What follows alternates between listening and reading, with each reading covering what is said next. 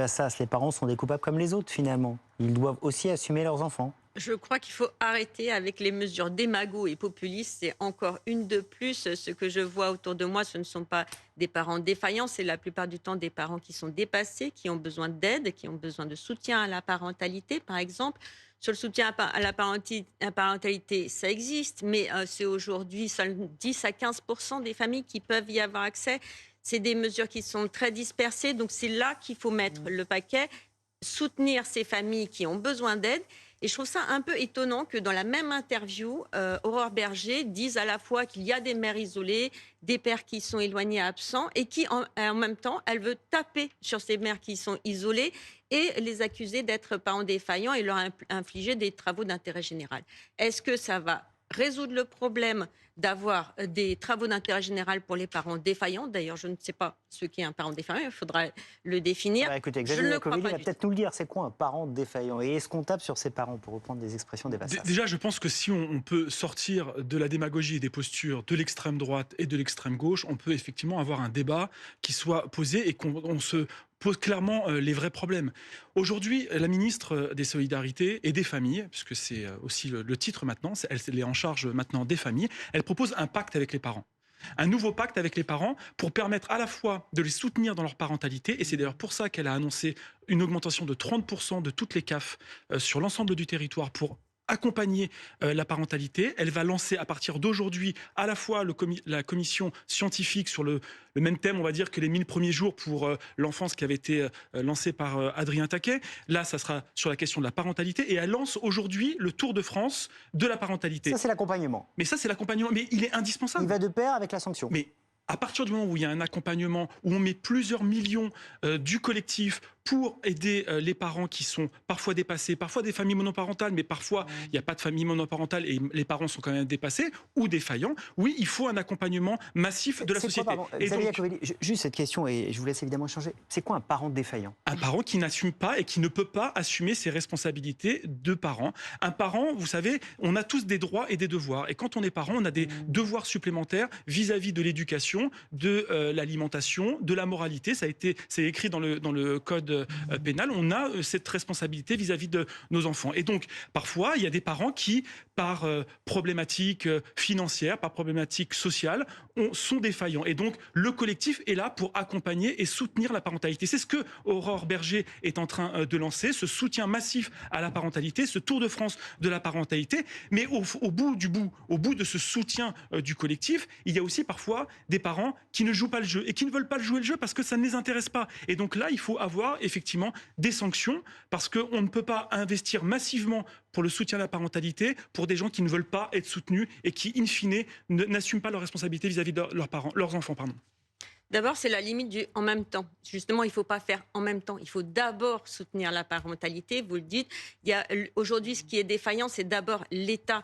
Aujourd'hui, il n'y a pas les moyens nécessaires. On voit qu'il y a des mesures éducatives qui sont prises et qui ne sont pas appliquées faute de moyens. Il faut écouter Lies Loufoque sur ces questions-là et l'écouter beaucoup plus que ce que ne fait le gouvernement. J'écoute bien Lies Loufoque, je travaille avec lui depuis 5 ans et donc je vous avoue, il n'y a pas de souci sur la question de l'aide sociale à l'enfance. Il y a une différence. Je vous rappelle juste que l'aide sociale à l'enfance, excusez-moi, mais l'aide sociale à l'enfance, pardonnez-moi, mais ce n'est pas l'État. C'est les départements. Je voudrais qu'on prenne un exemple très concret. C'est bien aussi de mettre les responsabilités là où elles sont. Il y a eu ces émeutes de fin juin qui ont marqué beaucoup de gens. On avait le maire de Montargis tout à l'heure. La pharmacie est cassée, la ville est cassée, le matériel urbain est cassé. Est-ce que les parents des enfants qui ont commis ces dégradations ne peuvent pas contribuer aux réparations du bien public? Mais c'est déjà le cas, vous l'avez très bien démontré. Toutes les mesures sont présentes aujourd'hui dans la loi pour contraindre, et ils sont déjà évidemment responsables des dégradations que commettent leurs enfants. Donc ce n'est pas du tout le sujet. Je crois qu'il faut revenir vraiment sur le soutien dont ont besoin de ses parents. Je parlais par exemple de ce que je voyais sur le terrain. Je vois des parents comme ceux de Ismaël Diablé, un enfant qui a été tué dans une rixe square de la Roquette. Aujourd'hui, ils ont monté une association de prévention des rixes. Aujourd'hui, je vois beaucoup plus de parents qui se battent pour combattre la donc, y a violence pas de souci. et pour rétablir... Donc ils ne seront pas défaillants, donc ils ne seront pas sanctionnés. Mais- donc il n'y a aucun problème, Madame Mais la députée. parce que avec cette mesure, vous semblez dire, et vous faites une fois de plus un amalgame en disant qu'il y a partout des parents défaillants et que c'est la personne n'a cause de dit la ça. société. Vous C'est amalgamez la les cause des choses. maux de la société. Pardonnez-moi, mais quand vous avez Vous m'avez coupé la parole. 1200 mineurs qui sont âgés de moins de 15 ans lors des émeutes du mois de juin, il y a effectivement à se poser la question. Il y a effectivement sur ces 1200 mineurs des parents qui sont intervenus tout de suite pour faire en sorte que ces enfants rentrent à la maison. Parce que quand on a moins de 15 ans, on n'a pas à être à 23h, minuit, 1h du matin dans la rue. Ça, c'est la base, on va dire. Donc il y a effectivement la majorité des parents qui sont intervenus. Et puis il y en a d'autres qui ont laissé faire.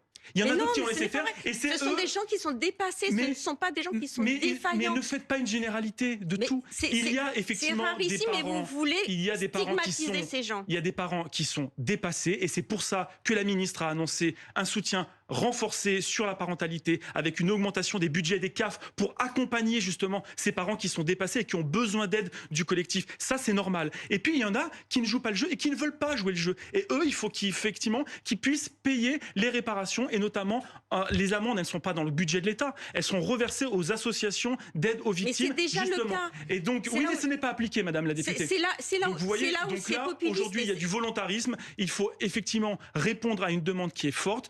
Une demande des victimes, une demande des collectivités locales et faire en sorte qu'on accompagne plus les parents et qu'on sanctionne ceux qui ne veulent pas être accompagnés. Et ben je prends juste, et je vous laisse parler, mais c'est pour être concret. Cet exemple, on l'entend beaucoup, celui des jeunes qui sont dehors tard le soir, qui cassent ou qui cassent pas, et on entend beaucoup dire, les parents n'ont qu'à les garder chez eux. Vous dites, c'est pas des parents défaillants, ça ? Mais c'est simplificateur. C'est ce que je dis. Ce ne sont pas des parents défaillants, ce sont des parents dépassés. Est-ce qu'il y a besoin de rétablir du respect dans notre société? Je vais vous dire oui. On est d'accord sur le diagnostic. Il y a besoin effectivement de rétablir du respect. Mais d'abord, j'ai envie de dire du respect dans les deux sens. Il faut respecter les jeunes et il faut leur demander du respect à l'autorité. J'entends pas beaucoup le fait qu'on doive respecter les jeunes. Si on les respectait un peu plus, je pense que ça irait mieux dans notre société. Qui ne respecte pas les jeunes, madame? La police, par exemple. La police ne respecte pas les jeunes? Oui, aujourd'hui, je vais vous donner des exemples. On va pas faire le débat sur la police. Ça, c'est pas du tout une généralité. La police ne respecte pas les jeunes. Dans certains cas, la police ne respecte pas les jeunes. Je le constate tous les jours sur les terrains. Pourquoi est-ce que vous avez un problème avec le retour de l'autorité? Je viens de vous dire qu'il fallait du respect dans notre société. En fait, vous ne m'écoutez pas. On n'est pas obligé de faire un débat si vous ne m'écoutez pas. Je pense qu'on ne peut pas faire une généralité de dire, vous osez dire, la police ne respecte pas les jeunes. Oui, c'est le cas dans certains. C'est le cas dans certains cas. Mais vous faites une généralité à chaque fois. Il y a eu sur la de NUPES, condamnations. vous faites une généralité des choses. Vous avez envie de faire un débat sur cette question-là, mais la question, c'est celle de dépasser justement les postures et de effectivement rétablir du respect dans notre société. Et pour ça, oui, il faut mieux accompagner les parents. Je vais vous donner un autre exemple et je vous dis encore que l'État est défaillant. Il y a aujourd'hui 3000 assistantes sociales scolaires pour 60 000 établissements. Est-ce que c'est normal? Est-ce qu'on aide les familles? Non, on ne les aide pas, on les laisse seuls. Aurore Bergé a dit une chose juste, c'est sur la question des pères qui sont totalement absents. Mais dans le même temps où elle dit les pères sont absents et il y a des mères isolées qui sont dépassées, elle veut leur taper dessus en leur infligeant un tige. Vous ne pouvez pas dire que l'État est défaillant lorsqu'on met en place le fait que justement pour ces familles monoparentales, celles qui ne reçoivent plus les pensions alimentaires par les pères qui refusent de payer ou qui ont disparu, et que ce soit le collectif qui prenne en charge, et que ce soit la CAF, les allocations familiales qui prennent en charge effectivement les pensions alimentaires qui ne sont pas versées par les parents. Vous ne pouvez pas dire que l'État est défaillant. L'État n'a jamais été aussi présent auprès des familles que depuis Emmanuel Macron. On a investi massivement pour les familles, pour le soutien à la parentalité, pour le soutien à la petite enfance, pour le soutien à l'aide sociale à l'enfance, et on met des millions supplémentaires qui ne sont effectivement pas suffisants parce qu'on pallie à des manques qui datent depuis des années et à des déficits structurels dans notre accompagnement social. Je suis vraiment en désaccord avec vous, pardon, mais on l'a montré, il n'y a pas assez d'assistantes sociales scolaires. Les mesures éducatives ne sont pas appliquées faute de moyens. Mais parce Madame que la députée, il n'y a pas de yakafofon. Le sujet. Il n'y a pas de yakafofon. Non, mais c'est ça qu'il faut faire. C'est ça qu'il faut faire. Et non le pas. recrutement, s'il vous plaît. Le recrutement du médico-social, vous savez très bien qu'il y a une vraie difficulté de recrutement. Je voudrais qu'on revienne à nos parents. Je vous ai demandé la définition des parents défaillants. Un parent dépassé, c'est quoi? Un parent dépassé, c'est celui qui essaye effectivement d'instaurer des valeurs de respect dans sa famille et qui n'y arrivent pas parce que effectivement, et souvent ils travaillent, souvent ce sont des femmes seules, il faut le dire, il y a beaucoup de familles monoparentales qui travaillent, qui n'ont pas ni le temps ni les moyens de s'occuper de leurs enfants et qui ne sont pas soutenus par l'État. Et c'est ça qu'il faut faire. Ne sont pas concernés.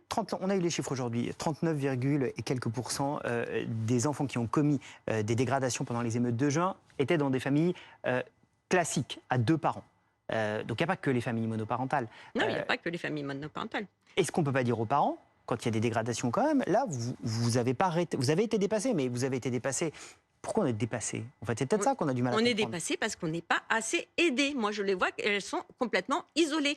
Je disais, le soutien à la parentalité, c'est 10 à 15% des familles qui ont accès. Donc, en fait, ce n'est pas généralisé. Donc, c'est ça qu'il faut généraliser. Je pense qu'on se trompe. C'est-à-dire qu'on ne sait plus être parent spontanément aujourd'hui. Non, mais posons la question. Est-ce que le TIG, pour les parents défaillants, et je rappelle que le TIG, c'est une peine alternative à l'emprisonnement, quand même. Donc, il va falloir créer un délit de parents défaillants. J'attends de voir ce que vous allez définir. Vous venez de dire tout à l'heure que c'était dans le code pénal. Donc, il n'y a pas besoin de créer un délit puisqu'il existe déjà. Il n'y a pas de TIG pour parents défaillants aujourd'hui. On l'a dit tout à l'heure, Madame la députée. On l'a dit tout à l'heure. Mais c'est déjà puni d'années d'emprisonnement. Donc, si c'est déjà puni, ça veut dire que ça existe déjà. Donc on pourra le sanctionner différemment, par des tiges. J'attends de voir si ça va résoudre le problème. Est-ce que vous croyez sincèrement qu'en ajoutant des problèmes à ces familles qui en ont déjà, on va régler la question du respect dans notre société? Mais Madame la députée, vous partez du principe que ces familles, elles sont toutes dépassées. Mais c'est ce que je vois sur le terrain. Celles qui sont dépassées, avec les gens. Encore une fois, la ministre a proposé un pacte avec les parents, un nouveau pacte avec les parents, c'est-à-dire un pacte d'accompagnement où effectivement, petit à petit, toutes nos politiques publiques, on a mis de côté les parents et on s'est concentré uniquement sur les enfants délinquants, sur les enfants qui avaient besoin d'un accompagnement et on a mis de côté les familles. Là, cette fois-ci, on a dit, on veut absolument accompagner les familles et on veut qu'elles soient dans ce pacte avec les familles. Et donc effectivement, les familles qui seront dépassées, elles seront accompagnées, elles ne seront pas sanctionnées. C'est les familles défaillantes uniquement. Donc c'est celles qui ne respectent pas le collectif, celles qui ne respectent pas l'accompagnement que le collectif pourra apporter. Donc en fait, honnêtement, je ne vois pas pourquoi vous pouvez être opposé à ça. Celles qui ont besoin d'aide, elles seront aidées et c'est pour ça qu'on renforce les moyens. C'est ça qu'il faut faire. C'est ce qu'on fait. Non mais ce qu'il faut faire, c'est le volet effectivement avec cette mission qui est lancée par Serge Effez et Hélène Roch.